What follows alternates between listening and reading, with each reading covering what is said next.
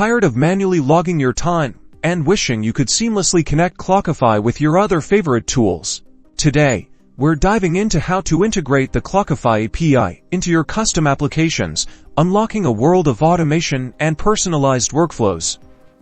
First things first, you'll need a Clockify account.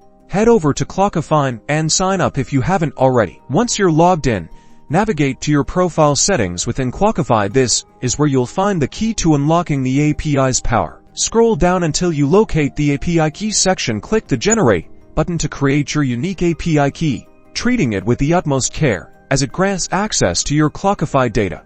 Think of this key like a password. Safeguard it.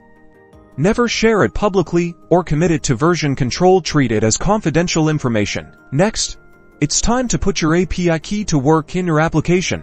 You'll use this key along with specific endpoint URLs to interact with Clockify. For example, you might use an endpoint to fetch time entries or create new projects. Refer to the Clockify API documentation for a comprehensive list of available endpoints, request methods, and required parameters. This documentation is your best friend in navigating the API. And that's it.